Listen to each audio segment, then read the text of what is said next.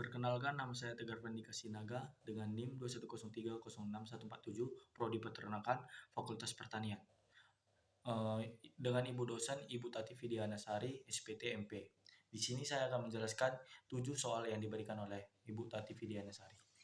Yang pertama itu jelaskan struktur molekul dari enzim serta berikan contohnya. Yang pertama itu adalah struktur molekul enzim. Yang pertama itu holoenzim. Holoenzim itu terbagi menjadi dua, yaitu protein atau opoenzim dan kofaktor. Protein atau opoenzim itu sifatnya labil atau mudah berubah serta kerjanya dipengaruhi oleh suhu dan pH. Arti dari protein opoenzim itu adalah enzim yang tersusun atas senyawa protein dan merupakan jenis yang paling mendominasi dari semua struktur enzim yang ada. Yang di kofaktor itu adalah enzim yang tersusun atas senyawa atau non senyawa. Kofaktor itu terbagi menjadi dua, yaitu molekul organik dan molekul anorganik. Contoh dari molekul organik itu vitamin, fluorin, dan hem. Contoh yang molekul anorganik itu Mg2+, Mn2+, atau Fe2+.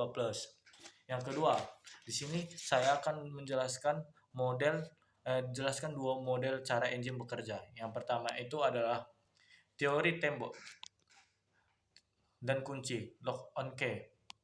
Menurut teori ini, suatu enzim hanya bekerja untuk suatu jenis substrat saja yang diberikan pada sisi aktif. Enzim yang diibaratkan sebagai gembok dan substrat diibaratkan sebagai kunci.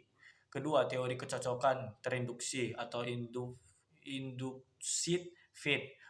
Menurut teori ini, kofaktor atau aktivar enzim akan berikatan dengan sisi allosterik dengan cara mengubah bentuk sisi aktif enzim agar tidak dapat mengikat substrat tertentu. Substrat kemudian diubah menjadi produk dan lepas dari enzim.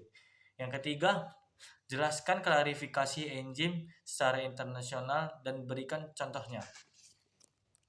Yang pertama itu 1. Enzim oksidoreduktasi transfer elektron, contohnya alkohol, dehidrogenase. Yang kedua itu transferase transfer gugus fungsi, contohnya eksokinase. Yang ketiga itu hidrolase reaksi hidrolis, contohnya itu tripsin. Yang keempat itu liase pemutusan ikatan CC, CO, dan CN membentuk ikatan rangkap, contohnya pirufat dekarboksilase. Yang kelima itu isomerase, pemindahan gugus di dalam molekul membentuk isomer, contohnya maleat isomerase. Yang keenam itu ligase atau sintetase, pembentukan ikatan, contohnya pirufat atau karboksilase. Keempat, jelaskan sifat-sifat dari enzim. Yaitu pertama, enzim tersusun atas protein, tapi tidak semua protein merupakan enzim. Yang kedua, enzim merupakan katalis yang dapat mengubah laju. Yang ketiga, enzim bekerja secara spesifik untuk membentuk produk yang spesifik juga. Keempat, dapat digunakan berulang kali karena tidak ikut beraksi. Kelima, enzim tidak ikut berubah menjadi produk. Keenam, kerja enzim bersifat bolak-balik, yaitu dari substrat menjadi produk atau produk menjadi substrat. Yang kelima, jelaskan secara singkat bagaimanakah proses katalisator dalam proses bekerja. Suatu reaksi kimia dapat terjadi jika molekul yang terlibat memiliki cukup energi internal untuk membawanya ke puncak bukit energi menuju bentuk reaktif yang disebut tahap transisi. Suatu reaksi kimia dapat dipercepat dengan dua cara, yaitu pertama, meningkatkan suhu, dan kedua, dengan memberi katalis. Keenam, jelaskan faktor yang mempengaruhi kerja enzim dan berikan contohnya. Jawaban: suhu, pH, konsentrasi enzim, substrat, dan kofaktor, isi bor.